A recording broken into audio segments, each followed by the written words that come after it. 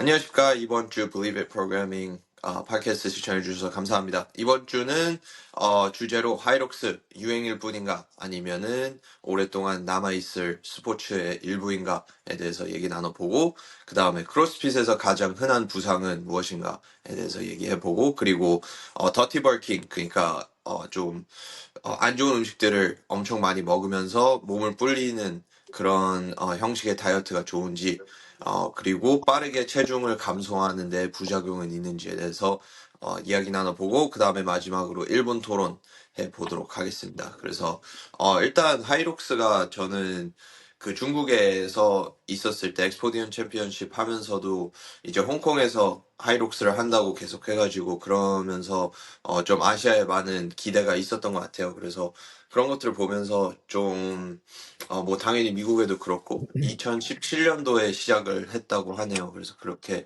시작을 하고도 하이록스가 좀 크로스핏 옛날처럼 좀 빠르게 이렇게 차오르고 있는 그런 느낌인 것 같아요. 그래서 그런 것들을 보면서 정말 커지고 있구나 이거를 인지하게 된 것 같고 그리고 하이록스가 크로스핏보다는 그래도 더 어, 이런 뭐라 그러지 비즈니스에 대한 확장도가 더 높을 수밖에 없는 이유가 일단 참여하는데 그 이제 그 경쟁을 하면서 내야 되는 돈이 제가 알기로는 한 300불 정도 되는 걸로 알고 있어요. 250불, 300불. 근데 이제 오픈에 비교를 하면 오픈은 어떻게 보면 20불이잖아요.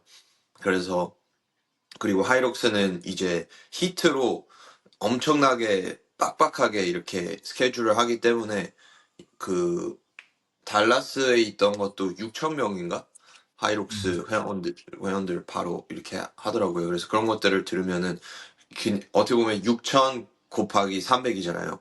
그렇게 해서 그만큼의 돈을 들여오고 당연히 뭐 이제 거기에서 해야 되니까 그 임대료랑 이런 것들 장비 그리고 뭐 그 이거 운영하는 사람들 돈 내야 되긴 하지만 어떻게 보면은 비즈니스 모델적으로 봤을 때 뭐 하이록스가 어떤 교육 시스템인 것도 아니고 그냥 어떻게 보면 스포츠를 이렇게 어떻게 보면 대회를 개최하는 그런 회사기 때문에 비즈니스 모델은 크로스핏보다 더 확실한 것 같습니다. 이제 크로스핏에서 회사에서 가장 그 좀 큰 문제점은 제 생각으로는 이제 그 어필리에이트 피랑 그리고 교육 시스템으로서 돈을 버는데 그 돈을 가지고 어떻게 보면은 크로스핏 게임즈에 퍼부은 거죠.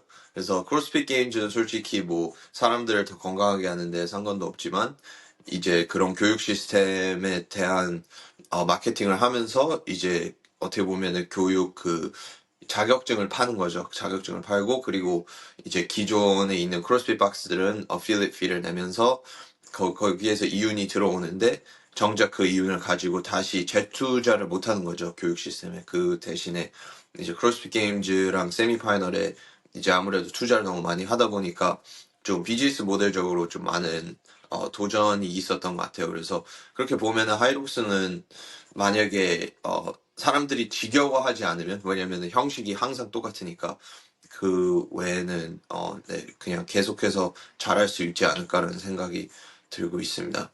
네, 제이콜 씨님은 어떻게 생각하십니까? 하이록스 계속 해서 유행할까요? 음, 저는 요즘 또 추세를 지켜봤을 때 완전 그냥 단순한 유행으로 끝날 것 같진 않아요. 이게 점점 음, 참여자들도 늘어나고 있고, 뭐 특히 인플루언서들도 많이 참여하고 있고, 사실 크로스핏보다는 이게 기술의 복잡성이 덜하기 때문에 이 스포츠에 적응할 수 있는 속도가 크로스핏보다 훨씬 빠르다 생각해요. 그래서 사람들도 좀 더 쉽게 해볼 수 있고, 뭐 기본적으로 웨이트 해본 분들이면 그쵸. 이 대회를 그냥 참여해볼 수 있다 생각하거든요. 물론 뭐 당연히 그렇게 하면 상위권에 들 수는 없겠지만, 네. 그래서 뭐 좀 더 확실히 재밌는 부분은 그 기존에 우리가 지구력 운동들이 완전한 그 에어로빅 개념이었으면 이거는 또 우리가 근지구력을 단련하고 좀 더 그쵸. 이제 네, 이런 근육을 쓰는 운동들이 많기 때문에 좀 더 뭐 그냥 단순한 유산소보다는 몸의 변화도 있을 거고 네, 또 뭐 기록도 줄여나가는 성취감도 있고 그렇기 때문에 좀 더 다양한 효과도 누릴 수 있고 계속 인기는 많을 거라고 생각하긴 해요. 네, 확실히 이 음, 좀 더 진입 장벽이 낮잖아요. 뭐 대회 나갈 수 있는 게 뭐 그렇다고 해서 그쵸. 막 그 크로스핏처럼 너무 클래스를 수강할 많이 할 필요도 없고 적응할 수 있는 속도가 빠르니까 제 생각에 그게 최고 장점인 것 같아요. 크로스핏에 비해서는. 네네. 네. 맞습니다. 음. 승준 코치님은 혹시 나중에 하이록스 대회 나가실 의향 있으신가요? 네, 저는 이번 연도에 목표 음, 계획하고 있고 음, 팀전으로 좀 나가보고 싶거든요. 그래서 음, 마음 맞는 분하고 같이 팀전으로 해보고 싶고 하이록스는 저도 제 생각에는 단순 유행으로 될 것 같진 않고 어느 정도 자리를 잡아 나가는 것 같아요. 지금도 그 하이록스도 제휴박스라는 걸 하더라고요. 필리에이트를 음, 하는데 지금 한국에도 벌써 몇개 그 크로스핏 체육관이긴 하지만 그 체육관들이 그 하이록스 어필리에이트도 하더라고요. 그렇게 그쵸. 해서 점차 넓혀갈 것 같고 뭐 아무래도 하이록스는 그 장비의 제한이 조금 있을 수도 있잖아요. 뭐 그쵸. 그 슬레드. 슬레드라든지 아니면 달릴 공간이 또 충분해야 되고 음, 예, 그런 것들이 조금은 뭐 서울이나 수도권은 제한이 될 수도 있는데 뭐 저는 충분히 어, 계속 이렇게 자리를 잡아 나갈 것 같고 하이록스 측에서도 아마 지금 그대로 플랫폼보다는 제가 봤을 때는 계속 조금씩 뭐가 추가되고 변형되고도 할 것 같아요. 뭐 예를 들어 지금 바이크가 없잖아요. 뭐 바이크가 추가된다거나 뭐 다른 그쵸. 새로운 네. 동작이 추가된다거나 그래서 사실 되게 무한한 그런 또 가능성이 있어가지고 네, 앞으로 그쵸. 더 커질 것 같기도 합니다. 네. 이제 크로스핏 관점에서 봤을 때는 좀 너무 똑같다라는 생각이 드는 것 같아요. 그래서 뭐 이번 연도에 했던 게 다음 연도에 똑같고 그러면은 좀 많이 질리는 그런 부분이 있을 거라고 생각은 하는데 이제 하이록스가 좀 잘하는 부분은 데이터를 잘 분석하는 것 같아요. 그래서 뭐 만약에 로잉을 하고 뛰는데 걸린 시간 그리고 다른 경쟁자들에 비해서 뭐 몇 퍼센트 잘했다 못했다 이거 데이터를 다 분석해서 주더라고요. 그래서 그렇게 되면은 아무래도 가장 좀 뒤처지는 부분들을 한 번에 찾을 수 있고 그 부분들을 위해서 개선을 할 수 있기 때문에 어떻게 보면은 매년 성장을 할 수 있긴 할 것 같습니다. 근데 승조 코치님 말씀하신 것처럼 좀 계속 똑같아지면은 그냥 어떻게 보면은 어느 정도 레벨에서는 그냥 기록들이 다 비슷비슷해질 수도 있을 거라는 생각이 들고 그리고 어떻게 보면은 그냥 가장 중요한 거는 그냥 트랜지션 하는데 몇 초 걸렸느냐. 그게 중요해져 버리면 이제 스포츠에 대한 긴장감이랑 이런 것들이 떨어지기 때문에 네, 좀 매년 변형을 하거나 아니면 3년마다 변형을 하거나 그런 형식으로 하면은 정말 멋있을 수 있을 것 같습니다. 랄프 코치님은 혹시 그 하이록스 이런 거 대비하면서 혹시 그냥 크로스핏 만약에 박스 훈련을 계속 하면은 이제 하이록스 기록도 똑같이 높아질 수 있다고 생각하시나요? 아니면 따로 하이록스 프로그래밍이 필요하다고 생각하시나요? 저는 완전 다르다고 생각해서, 그, 음, 훈련 방식도, 어프로치도 다르게 잡아야 된다고 생각합니다. 음, 크로스핏은 약간 존 3, 4의 영역을 더 최대한 넓혀가지고 유지할 수 있어야 되는데, 하이록스는 존 1, 2 영역을 최대한 잘 유지해가지고 잘 해야지 기록이 잘 나오는 훈련인 것 같아가지고, 물론 그쵸. 약간 뭐, 보조 운동이라든지 조금 뭐, 저항 운동 같은 거 약간 보조 운동 그 같이 가져갈 수도 있겠지만, 메인 훈련은 조금 다르게 가져가야 된다고 생각 듭니다. 네네. 네, 맞습니다.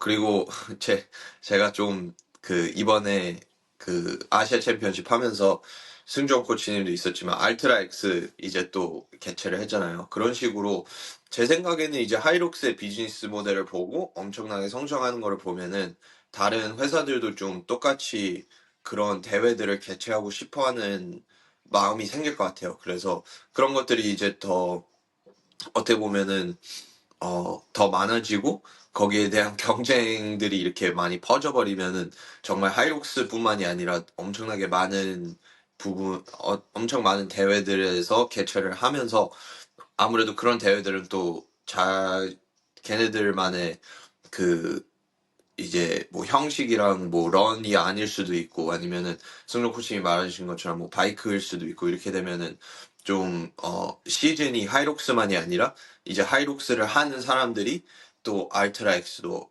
참여하고 뭐 다른 것들도 다 참여하고 이렇게 하면은 네, 길게 시즌을 하고 지루하지 않게 그렇게 계속 할 수 있을 것 같습니다. 어떻게 보면 스파르탄 레이스도 그 중에 일부죠. 네. 네, 그래서 뭐 일단 하이록스는 계속 지켜보는 게 좋을 것 같고 그리고 저는 개인적으로 만약에 뭐 그 카디오가 약점이다라고 하시는 분들이 있으면은 하이록스 훈련하는 거 추천해 드립니다. 뭐 파트너식으로 해도 일단 어느 정도 인듀런스 쪽에서 좀 많이 발달이 돼야 잘할 수 있는 그런 대회이기 때문에 네, 하이록스 한번 참여해 보시는 것도 나쁜 생각은 아니라고 생각합니다. 이번에 티아도 했었잖아요. 그쵸. 티아도 네. 했고, 뭐, 대부분 게임즈 선수들 다 했던 것 같습니다. 네, 그냥, 어떻게 보면은, 뭐, 그, 크로스핏 선수들한테는 이렇게 크게 뭐 상금이 있거나 그런 게 아니기 때문에, 그냥 좀 오프시즌 때 재미로 하는 그런 느낌인 것 같긴 한데, 뭐, 일단 엄청 하는 것 같습니다. 그리고, 뭐, 일단, 많은 크로스피터들이 공감을 하겠지만, 1000m 런이라는 게, 뭐, 그 이제 런을 많이 했던 선수들한테는 아무것도 아닐 수도 있지만 크로스피터한테는 거의 마라톤이죠. 그렇기 때문에 네, 그런 좀 긴 와드도 많이 못하니까 왜냐면 박스 수업 이런 거 들으면은 솔직히 1시간 동안 가는 와드들은 많이 못하잖아요. 그래서 그런 와드들도 좀 많이 해 보시는 게 좋다고 저는 생각합니다. 다음으로 이제 크로스핏에서 가장 흔한 부상 저번에 한 에피소드 한 5개, 6개 전에 한번 언급을 했던 것 같은데 이제 이게 좀 중요한 이유는 이제 이번 연도 새로 2025년 시작하면서 부상을 갖고 들어오시는 분들이 생각보다 많으신 것 같아서 다시 한번 얘기 나눠보는 게 좋을 것 같아서 일단 크로스핏에서 가장 흔한 부상 미국 재활의학과에 의하면은 어깨 부상이 가장 크다고 하고 그 다음이 허리고 그 다음이 무릎이라고 하네요. 그래서 뭐 그 세 개를 이렇게 분석을 해 보면은 뭐 당연히 이제 크로스핏을 하지 않는 다른 뭐 strength and performance 그런 관점에서 봤을 때 크로스핏에서 좀 가장 많이 타격을 받는 게 이제 그 키핑 풀업 동작들이라고 하죠. 그래서 뭐 링머슬업, 바머슬업, 뭐 버터플라이 풀업 이런 거를 했을 때 뭐 슬로우 모션으로 보면은 당연히 관절이 이렇게 내려가면서 그 어떻게 보면 전체 체중이 어깨로 받아지기 때문에 관절에 무리가 가기는 합니다. 그거는 어쩔 수 없지만 뭐 당연히 이제 그 어깨에 대한 이런 근육들 그런 것들을 어느 정도 보강을 하고 비대칭 이런 것들을 보강을 하고 그 다음에 이제 키핑 풀업을 점진적으로 좀 훈련해 나가면은 당연히 네 뭐 무조건 부상이 오는 거는 아니죠. 왜냐면은 그렇게 어느 정도 강화를 하면은 네, 그 무리하지 않고 그렇게 하면은 당연히 부상을 피할 수는 있지만 크로스피터 특히 한국 크로스피터들은 좀 너무 열정적인 것 같습니다. 그래서 그 열정에서 부상을 많이 당하는 게 좀 많은 것 같아요. 그래서 어깨 그 다음이 허리는 뭐 당연히 뭐 힌지 동작이 많고 그리고 스쿼트도 고중량으로 해야 되고 그렇기 때문에 뭐 네, 고중량을 다루는 스포츠다 보니까 네, 허리 부상은 무조건 올 수밖에 없다고 할 수는 없지만, 네, 좀 흔하지 않나라는 생각이 들고, 그리고, 허리 부상을 좀 보강하기 위해서는 저는 항상, 체중을 증량하는 거를 권장하고 있습니다. 왜냐면 체중이 높을수록 어느 정도 중량을 다루는 데 있어서 몸에 데미지가 적기 때문에 그렇지 않을까라는 생각이 들고, 그리고 마지막으로, 무릎 관절은 이제 무릎이 안 좋아서가 아니라 제 생각으로는 이제 발목이나 아니면 관절에 어떤 모빌리티에 제한이 있거나 아니면은 약점이 있거나 그래서 무릎에 어떻게 보면 타격이 오는 거라고 저는 생각을 합니다. 그리고 뭐 당연히 스쿼트도 많이 하기 때문에 무릎 관절의 가동성이 엄청 좋아야 되고 그리고 발목 그리고 고관절도 좀 많이 보강을 해야 되는 거긴 하지만 제 생각으로는 이제 아시아 선수분들은 아무래도 스쿼트를 엄청 잘하기 때문에 평균적으로 봤을 때 그렇기 때문에 무릎 부상은 허리 부상이 더 크지 않나. 왜냐면 체중이 다른 선수들에 비해서 좀 낮은 편이기 때문에 허리 부상이랑 어깨 부상이 더 많지 않나라는 생각이 듭니다. 제이 코치님은 혹시 이제까지 뭐 코칭하면서 좀 많이 본 부상이 있으신가요? 사실 제일 많이 보는 거는 그 연구 결과랑 마찬가지로 어깨가 확실히 제일 네네. 많은 것 같고요. 네, 아무래도 당연히 그 우리 어깨 관절이 갖고 있는 그 불안정성 때문이기도 하지만 네, 또 크로스핏에서 워낙 그 키핑 동작이나 뭐 매달리고 밀고 이런 동작들이 특히 많잖아요. 특히 뭐 오버헤드 동작들도 많은데 대부분의 사람들이 그런 동작들에 대한 준비가 안 돼 있기 때문에 부상을 당하는 경우가 되게 많다 생각하고요. 특히 뭐 키핑 동작들도 사실 저는 그렇게 좋아하진 않거든요. 특히나 일반인이 건강을 위해서 크로스핏을 한다 생각하면 굳이 키핑 동작을 해야 되나라는 생각은 항상 갖고 있어서 사실 키핑 동작이 우리 어깨를 건강하게 만들진 않잖아요. 어깨가 건강한 사람들이 해야 되는 운동이고 스포츠에서 그쵸. 경쟁을 위한 요소이기 때문에 뭐 내가 건강을 위해서 하고 뭐 바디빌딩을 위해서 한다면 굳이 키핑 동작은 안 넣어도 되지 않나 이런 생각을 좀 많이 하고 있고요. 그리고 뭐 이제 우리가 얘기 안 한 부분 중에서 몇 가지를 얘기하면 손목 부상도 좀 많은 것 같아요. 우리가 그쵸. 역도라든지 네. 네, 체조 동작들 많이 하기 때문에 특히 일반적으로는 살면서 그렇게 손목을 꺾을 일이 없잖아요. 역도하는 것처럼. 처음 그쵸. 하시는 분들은 아무래도 손목도 처음부터 무리하면 중량을 다루다 보면 손목도 되게 아플 거고요. 그리고 네. 뭐 너무 원RM 측정 자주 하고 고중량 자주 제고하면 이제 저는 그 중추신경계에 피로도 엄청 많이 쌓이는 것도 하나의 부상이라 생각하거든요. 그쵸. 그러면 막 네. 번아웃도 심하게 오고 막 중량도 엄청 안 들리고 그런 부분들도 있기 때문에 결국은 이게 너무 예, 아까 말씀하셨던 것처럼 한국 크로스피터들은 열정이 넘치고 부지런하기 때문에 예, 그쵸. 너무 예, 짧은 시간 내에 많은 걸 이뤄내기보다는 단계별로 잘 밟아나가는 게 중요한 것 같아요. 네네. 맞습니다. 네. 그리고 말씀하신 것처럼 저도 지금 좀 손목이 안 좋거든요. 왜냐면은 그 아예 훈련을 한 일주일 반 정도 안 하다가 이제 훈련을 들어갔는데 그 처음 클린을 하는데 옛날에는 풀그립으로 받을 수 있는데 하니까 갑자기 삐끗하더라고요. 그러면서 아 진짜 가동성이라는 것도 진짜 계속 꾸준히 이렇게 스트레칭하고 훈련을 하지 않으면은 바로 떨어지는 거라를 정말 크게 느낀 것 같습니다. 그리고 아무래도 그 팔목이랑 발목이랑 그 두 개는 정말 다치면은 제한이 거의 2분의 1로 줄어든다고 보시면 되는 것 같습니다. 왜냐면 일단 윗몸을 못하고 아니면 아랫몸을 아예 못하고 그렇게 돼버리니까 네, 좀 그리고 회복되는데도 좀 오래 걸리는 것 같아요. 왜냐면 그 이 부분들은 아무래도 피가 이렇게 많이 원활하게 통하는 부분들이 아니기 때문에 네, 회복하는데 좀 시간이 걸리는 그런 부분들이기 때문에 더 네, 조심하시는 게 좋을 것 같습니다. 네. 랄프 코치님은 혹시 이제 코치하면서 부상이 있는 회원분들이 있을 텐데 그런 분들은 이제 박스 수업에 맞게 스케일을 하시는 것을 추천하시나요? 아니면 아예 그냥 휴식을 하거나 아니면 재활만 좀 집중적으로 하는 거를 추천을 하시나요? 저는 뭐 부상 초기면은 아예 조금 며칠 쉬라고 하거든요. 안 그래도 이제 염증이 있으니까 그 네네. 좀 가라앉고 이제 복귀했을 때 이제 저희는 뭐 공간이 따로 분리돼 있어가지고 이런 보강 운동들 하면 좋고 이런 재활 운동도 하기 좋으니까 뭐 수업 음, 15분, 20분 전에 와가지고 미리 얘네들을 보강 운동 하고 들어와서 스테일된 동작으로 보여드립니다. 그래서 다치면은 저는 바로 그냥 병원으로 보냅니다. 네, 저는 의사가 음, 아니니까. 네, 네네. 네, 네, 네. 그래서 제가 막 억지로 막 도와드리려고 하면은 더 안 도와줄 수도 있기 때문에 네, 다치면 바로 저는 병원으로 가는 게 낫다고 생각합니다. 네네네.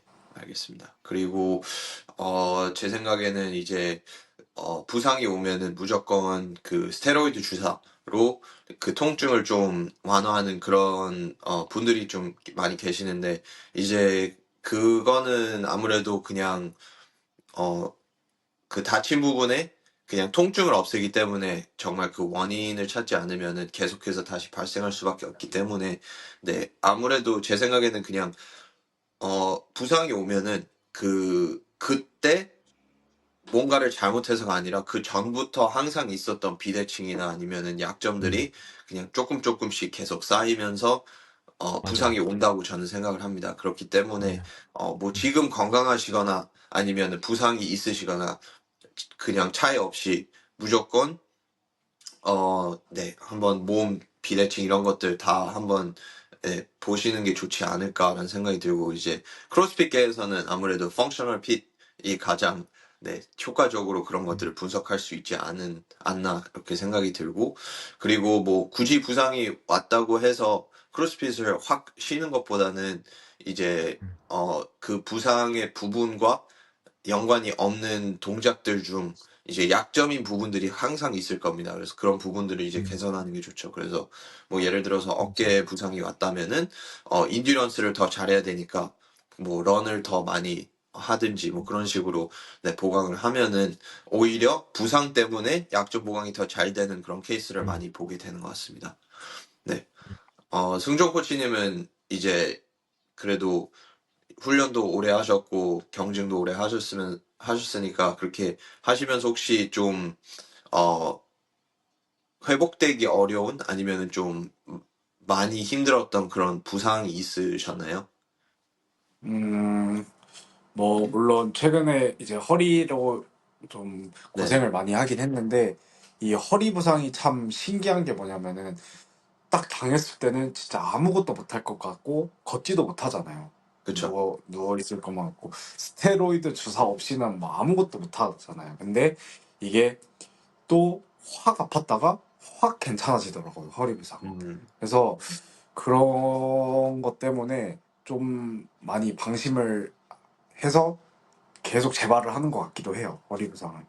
음, 근데 그 어쩔 수 없이 계속 가져가야 된다고는 하더라고요, 이런 허리 같은 경우는. 그러니까 그쵸. 이제 평소에 관리를 잘하고 액세서리 운동을 좀 많이 보강해서 하면은 좀 괜찮아질 수 있다고 생각을 하고 오히려 저는 다행이라고 생각해요. 제 부상이 뭐 팔꿈치나 무릎이나 이런 데가 아니고 허리라서 호전도 빠르고 그리고 계속 개선해 나갈 수 있다고 생각이 들어서. 근데 정말 한번 힘들었던 적은 그 팔 쪽에 이제 근막이 한번 찢어진 적이 있었는데 바머스럽을 하다가 네네네. 그거는 한 두 달 동안 아예 상체 운동을 못 한 적이 있었어요. 그것 때문에 네네네. 아예 팔을 이렇게 피지를 못하니까. 음, 그래서 그런 좀 부분적인 근육이나 근막 다치는 게 저는 더 좀 위험하다고 생각이 들거든요. 그쵸. 왜냐면 되게 네네. 오래 가고 이제 가동 범위에도 엄청 문제가 생기니까. 그쵸. 네. 네. 네, 그래서 그런 그리고 쪽도 조심해야 된다 생각합니다. 네, 맞습니다. 네, 어떻게 보면은 관절보다는 그런 근막이나 근육들을 다치면은 정말 오랫동안 회복을 할 수밖에 없는 것 같습니다. 네, 음.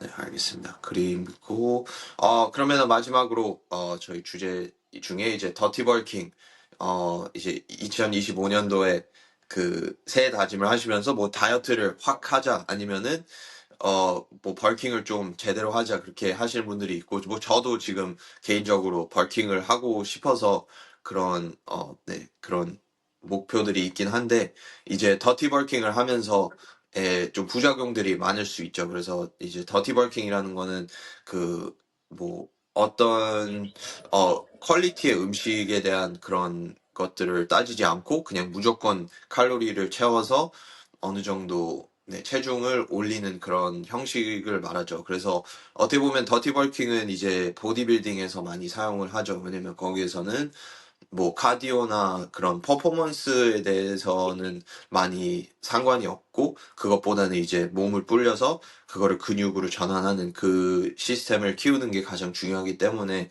더티 벌킹이 이제 보디빌딩에서 처음에 시작을 했는데 이제 보디빌딩 커뮤니티에서도 이 부분에 대해서 항상 많이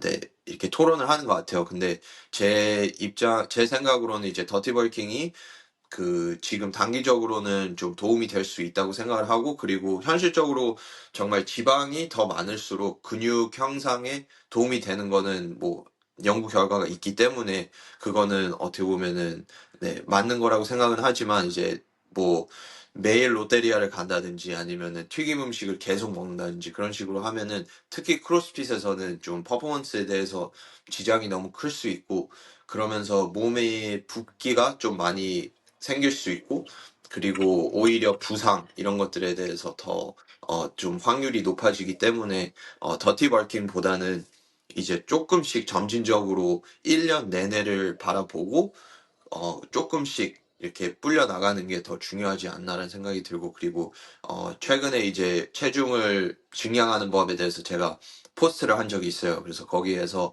제가 좀 추천하는 거는 물 많이 마시고 그리고 스무디로 액체류로 좀 많이 네, 칼로리를 섭취를 하면은 그럼 어느 정도 효과적으로 이제 칼로리를 섭취할 수 있고 그리고 소화도 빠르고 그리고 그렇게 금액적으로도 비싸지 않기 때문에 그 부분을 좀 많이 추천하고 있습니다. 그래서 승종 코치님은 어떻게 보면은 예전에 저랑 체중이 한 2, 3kg 정도 차이 났다고 생각했는데 이제는 좀 많이 몸을 불렸잖아요. 그래서 혹시 그러면서 좀 비결 이런 것들 있으신가요? 비결이요? 어, 그냥 진짜로 최소 새끼를 먹으려고 했던 것 같아요. 이게 생각해 보면은 음, 새끼 먹는 사람도 요즘 사람들은 잘 없더라고요. 그냥 뭐 그쵸. 두 끼 몰아서 먹거나 아니면 진짜 뭐 한 끼에 몰아서 먹거나 하는데 일단 최소 새끼를 먹으려고 이렇게 의식적으로 했고 그리고 그냥 뭐 운동 중간에 아까 얘기했던 그런 액체류 탄수화물 이런 거 그냥 꼭 하나씩 먹고 끝나고 뭐 프로틴 먹고 음, 그냥 그런 습관을 들였던 것 같아요. 네, 뭐 의도적으로 더 많이 먹고 이런 것도 시도를 해봤는데 저는 되게 소화가 안 되고 속이 불편하더라고요, 운동할 때는. 네네. 그래서 네, 얘기한 것처럼 좀 장기적으로 그런 좀 자주 먹는 습관을 가져가는 게 제일 좋은 것 같습니다. 음. 제이 코치님은 혹시 그 회원분들 새로 문의 들어오면은 대부분 다이어트 하고 싶어요, 뭐 체중을 감소하고 싶어요 해서 들어오시는 분들이 더 많나요? 아니면은 그냥 크로스핏이라는 스포츠를 하고 싶어서 들어오시는 분들이 더 많나요? 저는 아무래도 일반적인 분들이, 회원님들이 많기 때문에 보통은 다이어트가 주 목적인 분들이 대부분이긴 해요. 물론 가끔 음, 뭐 크로스핏이 잘하고 싶거나 뭐 몸 만들고 싶어서 오신 분들도 있긴 한데 제 생각엔 80% 이상은 다이어트가 아닌가. 네. 음, 알겠습니다. 그러면 혹시 그런 회원분들께 좀 항상 추천하는 그런 뭐 보충제라든지 아니면은 음식이 따로 있나요? 음, 사실 뭐 이렇게 이상하게 먹다가 갑자기 사람이 한순간에 바뀔 순 없잖아요. 그래서 그쵸? 저는 좀 스텝 바이 스텝으로 바뀌는 걸 추천드리는데, 네네. 이제 뭐 다이어트를 원하면 당연히 탄수화물 이제 적당히 먹고, 단백질량 오히려 늘려주고, 운동 꾸준히 하고, 활동량 늘리고, 잠 많이 자고, 사실 이게 누구나 알고 있는 건데, 그, 보통은 이제 오시는 분들은 뭔가 다른 비밀의 방법이 있지 않나, 이런 생각을 하시거든요. 저도 그래서 수많은 막 그 영양 세미나도 듣고 막 찾아보고 했는데, 결국 비밀은 없고 꾸준함이 제일 중요하긴 해요. 네, 너무 음, 당연한 얘기긴 하지만, 네. 뭐 그쵸. 딱히 뭐 보충제도 막 뭐 당연히 도움이 되는 것들 있잖아요. 뭐 카르니틴 뭐 이런 것들도 있겠지만 다이어트에 도움이 되는. 결국 그런 것들은 부수적인 요소고 우리가 전반적인 생활 자체가 어떻게 잘 이루어지는지가 제일 중요하긴 해요. 네.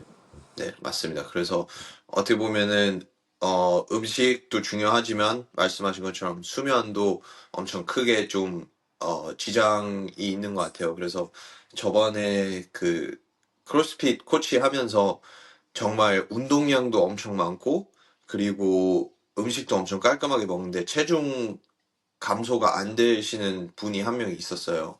그래서 어떻게 이러지? 정말 신기하다라고 생각했는데 잠을 보니까 3시간, 4시간 이렇게밖에 안 주무시는 거예요.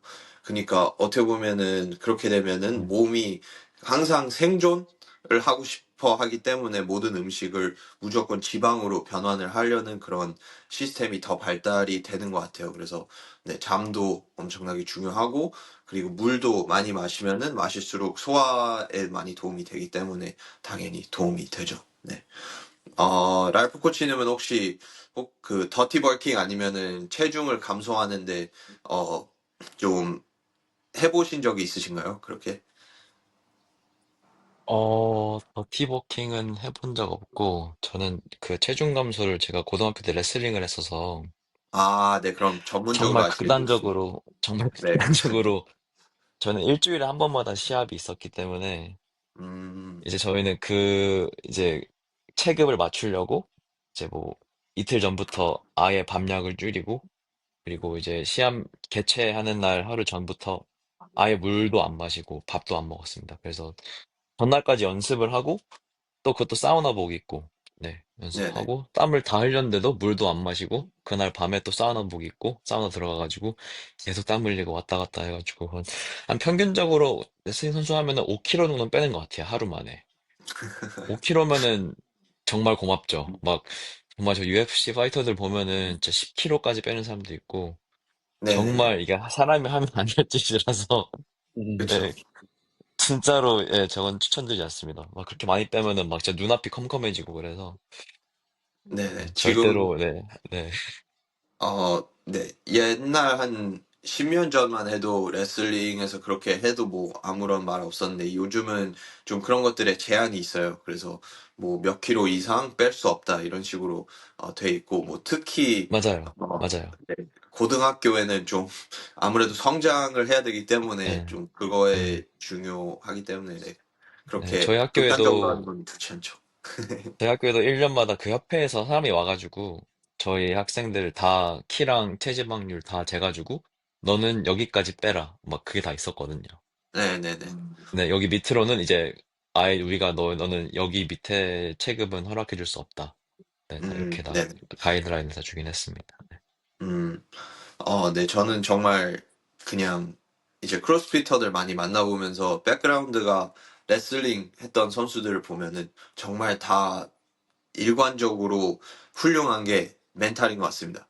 멘탈이 정말 레슬링부만큼 좋은 멘탈은 없는 것 같아요. 왜냐면은 뭐 무조건 일단 레슬링이라고 하는 게 크로스핏이랑 비슷하게 좀 고강도로 해야 음, 되고 그리고 그 정말 피트니스로 성공을 할 수 있는 그런 스포츠 중에 하나이기 때문에 그런 면에서도 좀 많이 중요하고 그리고 이제 그 테크닉 이런 것들도 엄청나게 중요하기 때문에 네, 그런 훈련을 꾸준히 해야 되면서도 이제 체중 감량도 신경을 써야 되고 그렇기 때문에 정말 네, 레슬링부 였다가 선수가 되는 분들은 다 멘탈적으로 강하고 강도 엄청난 고출력을 오랫동안 유지하는 데는 정말 훌륭한 것 같아요. 근데 이제 다만 단점이 음, 하나만 있다면은 부상이 다른 선수들보다 좀 많다는 점. 왜냐면 관절이 틀어지고 그러기 때문에 네, 특히 어깨나 무릎 이런 데 좀 부상이 음, 많은 것 같습니다. 근데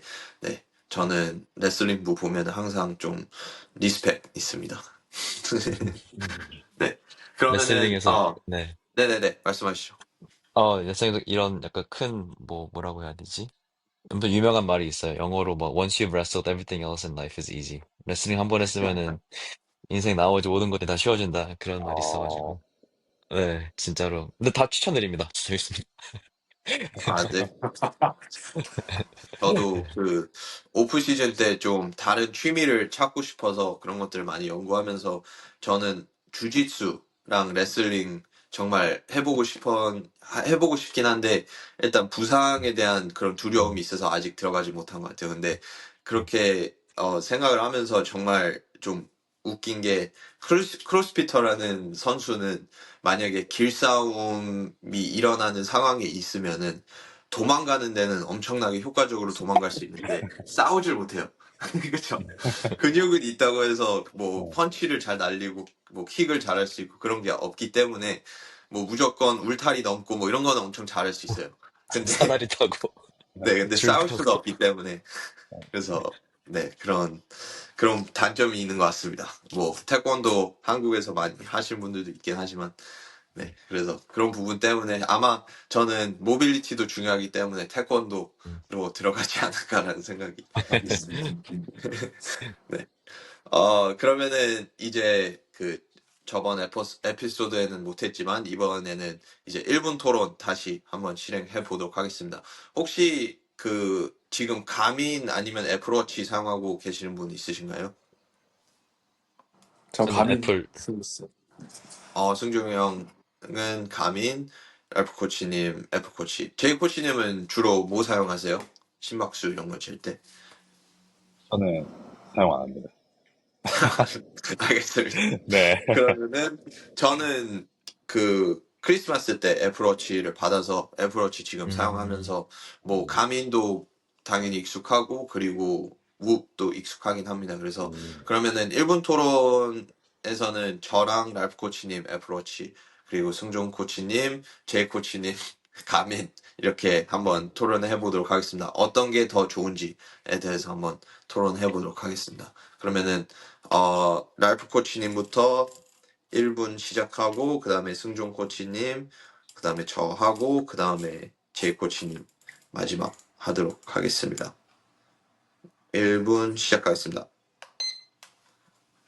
네, 저는 뭐 핸드폰도 아이폰을 사용해서 이제 애플워치로 뭐 운동이나 수면 기록하면은 뭐 너무나 연동이 더 잘 되기 때문에 그것도 편리함도 있고 그리고 일단 이 웨어러블은 이제 어느 정도 이 미적 그 요소가 있기 때문에 애플워치가 좀 더 미적인 부분에서 가민보다는 조금 더 한 수 위에 있지 않을까라는 생각이 듭니다.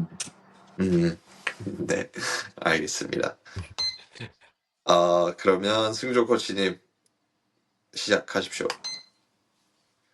일단 가민 써보신 분들은 알겠지만 한 번 충전하면 한 2주는 충전을 안 해도 돼요.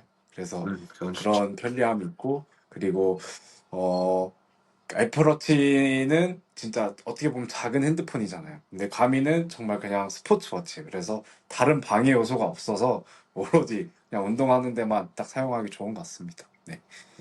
네, 알겠습니다. 그러면 저 1분 시작하겠습니다.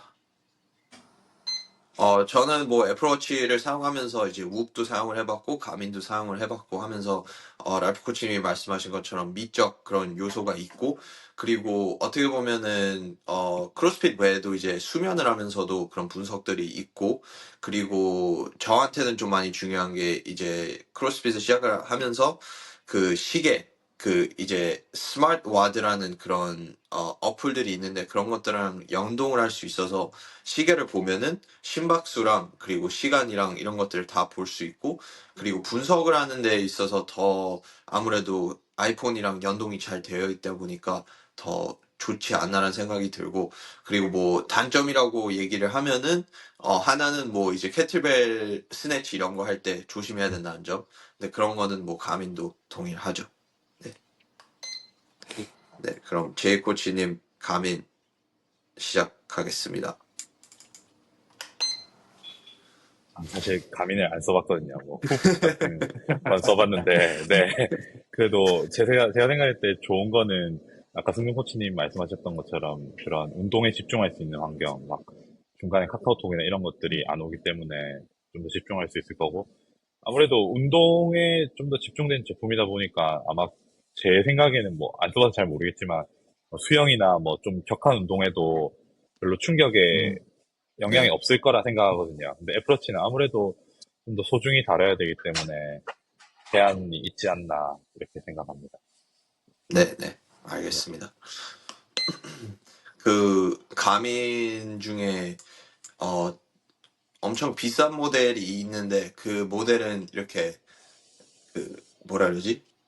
그 플래시라이트이 나오게 한 게 있더라고요. 그래서 그거 오, 보면서 와 진짜 멋있다라고 생각을 했는데 어떻게 보면은 정말 진짜 그것 때문에 가민을 사는 거는 좀 그런 것 같더라고요. 진짜 필요 없죠, 그런 거. 예, 비싼 모델은 800불, 900불 막 이러는 것 같은데 와, 진짜 여기 이렇게 빛 있는 거 보면은 좀 멋있긴 한데 솔직히 그 애플워치도 이제 울트라인가? 울트라가 있는데 그거는 더 스포츠 전용으로 해서 엄청 비싸게 한 800불, 900불 이렇게 해서 나오는데 그 시계도 좀 비슷한 것 같아요. 이렇게 어, 외면으로 봤을 때는 좀 엄청 멋있는데, 진짜 기능들을 따져다 보면은 그냥 GPS로 연동이 돼서, 뭐 이렇게 울트라, 어, 뭐지? 장거리 마라톤 이런 거 하지 않는 이상은 정말 많은 효과를 얻지는 않는 것 같아요. 그래서 그런 것들 보면서, 아, 정말 음. 진짜 이런 뭐 마라톤 이런 거 뛰지 않는 사람들도 울트라를 차고 있더라고요. 그래서 그런 것들 보면서 정말 마케팅이 전부구나라는 거를 한 번 더 깨닫게 된 것 같습니다. 네. 어, 그럼 다음으로 모빌리티가 더 중요한가, 스트렝스가 더 중요한가에 대해서 한번 토론 나눠보도록 하겠습니다. 제이 코치님, 어떤 관점이 더 좋으신가요? 어, 저는 남는 거 하겠습니다. 남는 거요? 알겠습니다. 네. 랄프 코치님, 아, 정말 어려운데. 아, 그렇죠. 저는 모빌리티 하겠습니다. 네, 알겠습니다. 승료 코치님, 저도 모빌리티 하겠습니다. 알겠습니다. 그럼 저랑 제이 코치님 스트렝스 하도록 하겠습니다. 그러면은 제가 먼저 시작을 하고 그 다음에 승조 코치님, 그 다음에 제이 코치님, 랄프 코치님 이렇게 하도록 하겠습니다. 어, 네. 일단 스트렝스는 모빌리티보다 더 중요한 이유. 뭐 어떻게 보면 크게 따져서 모빌리티는 건강, 오랫동안 지속할 수 있는 건강이고 스트렝스는 퍼포먼스죠. 그래서 이제 크로스핏 스포츠를 하고 싶다라고 이제 얘기를 하시면은 스트렝스가 아무래도 중요할 수밖에 없죠. 그리고 어떻게 보면은 그 많은 선수분들이 모빌리티가 엄청 타고나신 선수분들이 많이 들어오시는데 이제 모빌리티가 너무 좋다면 가동성이 너무 좋다 보면은 안정성이 많이 떨어져서 오히려 부상에도 좀 많이 지장이 오는 것들을 봤습니다. 그래서 네, 무조건 모빌리티가 엄청 좋으신 분들은 스트렝스 항상 저는 추구하기 때문에 네, 스트렝스 정말 중요하다고 생각하고 그리고 나중에 나이가 많아서도 이제 모빌리티 뭐 당연히 중요하죠. 뭐 위로 이렇게 물건 놓고 그렇지만 그런 스트렝스가 없으면은 그런 가동성이 있어봤자 올릴 수 없기 때문에 중요하지 않다라는 생각이 듭니다. 1초 남았어요. 그럼 다음으로 승조 코치님 대변해 주십시오. 네, 일단 모든 움직임, 모든 운동 동작들은 모빌리티가 나오지 않으면은 사실 가능하지가 않다고 생각을 하거든요. 왜냐면 뭐 예를 들어 스쿼트를 하는데 충분한 모빌리티가 나오지 않으면은 그 운동 효과를 제대로 볼 수 없고 부상의 위험만 더 커지고 그리고 뭐 예를 들어 야구 같은 경우도 모빌리티가 나오지 않으면은 이렇게 팔을 더 넘겨서 피칭을 하기도 힘들고 그리고 또 뭐가 있을까요? 뭐 어찌됐든 모든 스포츠의 기본은 저는 다 모빌리티라고 생각을 하거든요. 그거를 기반으로 스트렝스를 키우거나 스킬을 키운다고 생각을 합니다. 네. 네, 알겠습니다. 그러면 제이 코치님 1분 시작하도록 하겠습니다. 네. 저는 솔직하게 말씀드리면 그 존나 세면 모빌리티도 좋아진다 생각하거든요. 네, 이제 그만큼 그 범위에서 힘을 쓸 수 있다고 생각하기 때문에 네. 그래서 이제 아무래도 그 스트렝스를 통해서 모빌리티를 키워나가면 된다 생각해요. 뭐 템포 트레이닝이나 이런 것들을 많이 하면 아무래도 힘을 쓸 줄 아는 사람들은 그 범위에서만 좀 더 강해지면 되는 거기 때문에 그런 저, 부분에서 좀 네, 많이 유리할 수 있을 거라고 생각하기 때문에 저는 일단 스트렝스가 기반이 되면 엄청 좋다고 생각합니다. 네, 알겠습니다. 네, 마지막으로 랄프 코치님 1분 시작하겠습니다. 네. 그 어떤 동작에 있어도 그 무브먼트 피라미드를 보면은 1층이 가동 범위입니다. 1층이 모빌리티고 스태빌리티, 스트렝스, 스킬이라서 모빌리티가 없으면은 저는 오히려 모빌리티가 너무 많아서 다치는 것보다는 스트렝스가 너무 많은데 모빌리티가 없으면은 그게 더 부상의 위험이 더 크다 생각해요. 음, 저 또한 스트렝스 쪽이 더 큰 사람이고 이제 모빌리티가 없는 사람으로서 저는 이제 유연한 사람들 보면은 너무 부럽거든요. 차라리 그냥 아무것도 스트렝스 없는 상태에서 이 풀 레인지에서 나는 차라리 베이스에서 시작하고 싶습니다. 네, 그래서 음, 사실 그 트루 코치에서 이거 항상 나오는 그 뭐냐 그 말인데 strength is gained in the range it is trained 라고 어, 한 네, 명언이네요. 네, 그래서 트루 스트렝스 포인팅. 스트렝스는 진짜 이 내가 훈련하는 범위 안에서만 길러지기 때문에 아무리 세도 이렇게 범위가 안 나오면은 그게 과연 이제 진정한 스트렝스인지 네, 라고 알고 네네네. 있습니다. 네, 알겠습니다. 정말, 어, 네, 두 가지는 뭐, 솔직히 말해서 둘 다 중요하죠. 둘 다 엄청 그쵸? 중요하고, 그리고, 뭐, 하나가 있으면은 그 스트렝스가 그러니까 모빌리티가 있으면 스트렝스가 없고, 스트렝스가 있으면 모빌리티가 없고, 그거는 정말 아니거든요. 그 두 가지는 공존을 할 수 있는, 충분히 공존을 할 수 있고, 그리고 그 발리에서 훈련을 하시면서 크로스피터는 아니고, 그냥 이런 뭐, 스트렝스 트레이닝 이런 거 하시는 분 한 분이 있는데, 진짜 말도 안 되는 가동성이랑 스트렝스를 가지고 계신 분이 있어요. 그래서 어느 정도의 가동성이 있냐면 이렇게 스네치 그립으로 한 95파운드, 120파운드 그 정도를 갖고 이렇게 뒤로 해서 어깨를 넘어서 밑으로 내려갔다가 거기서 다시 이렇게 당겨서 뒤로 이렇게 어떻게 보면 어깨 관절을 돌린 다음에 다시 올라가고 그렇게 훈련을 아, 하는 선수가 있거든요. 그래서 그런 것들을 보면은 음, 정말 이런 것들은 진짜 점진적으로 꾸준히 하면은 가능한 것구나. 그거를 정말 느끼게 되는 것 같습니다. 어, 네, 알겠습니다. 그러면 마지막으로 어, 핫토픽이죠. 아무도 모르는 게임즈 선수가 되고 싶은가? 아니면 엄청 유명하고 돈 많이 벌고 스폰서가 많은 그런 세미 선수가 되는 게 더 좋은가에 대해서 한번 대화 나눠보도록 하겠습니다. 승종이 형 어떤 거가 좋으신가요? 아무도 모르는 게임즈 선수. 네, 맞는 답변입니다. 알겠습니다. 고민의 여지도 없이 바로 고민의 여지가 없네요. 랄프 코치님은요? 저도 아무도 모르는 게임 선수 선택하겠습니다. 알겠습니다. 그러면 제이 코치님이랑 저는 유명한 세미 선수로 하도록 하겠습니다. 그러면 일단은 제이 코치님부터 시작을 하고 그리고 승종 코치님 그 다음에 제가 하고 그리고 그 다음에 랄프 코치님 마지막으로 하도록 하겠습니다. 네, 제이 코치님 시작하십시오.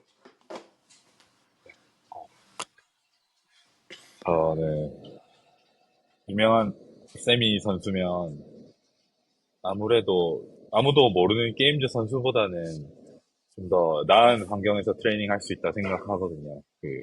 뭐, 훈련 환경이라든지 스폰서라든지 이런 부분이 많기 때문에 충분히 노력하면 게임즈에 갈 수 있는 발판도 될 수 있을 거라 생각하고, 실제 삶이 훨씬 더 나을 거라 생각하긴 해요. 뭐 그런 음, 유명세를 통한 돈벌이라든지, 뭐, 네, 여러 가지 스폰서적인 부분에서 훨씬 좋을 거라 생각하기 때문에, 네, 유명한 세미 선수도 되게 괜찮다고 생각합니다.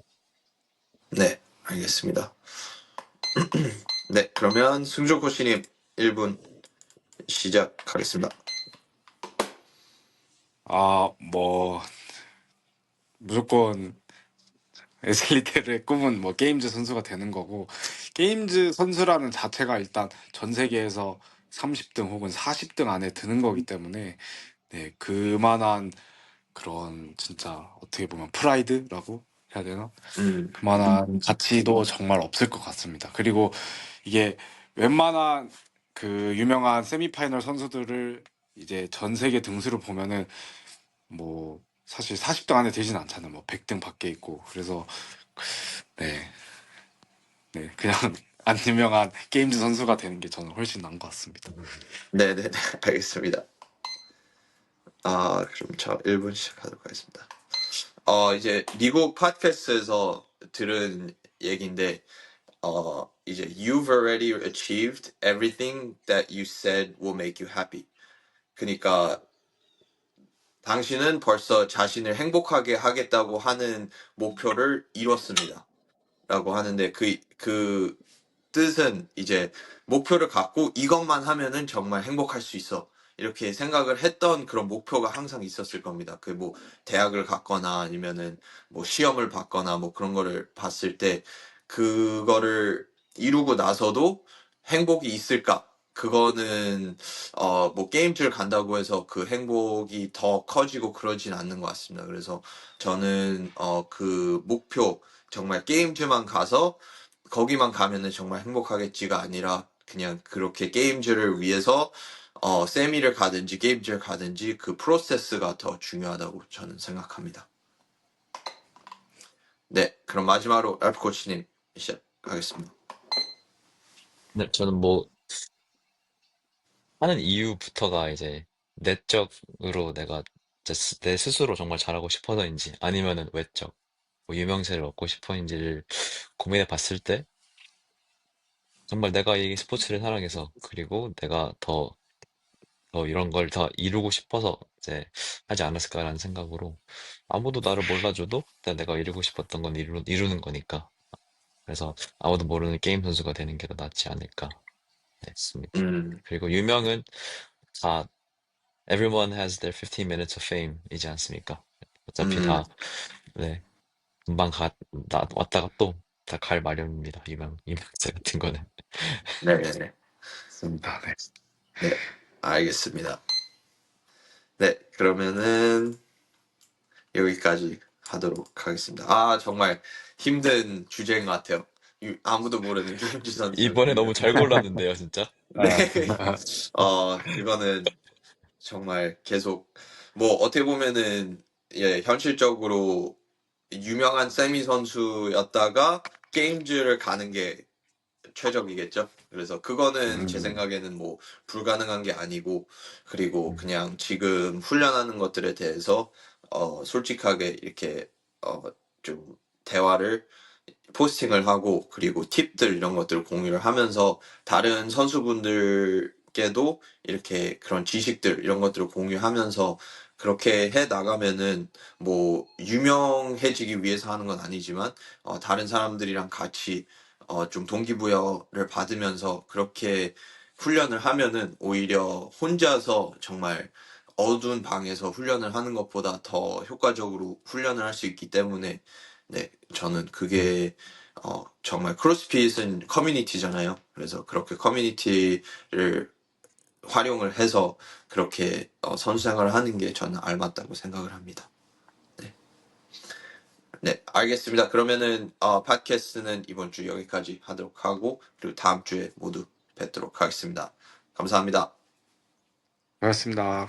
그렇습니다.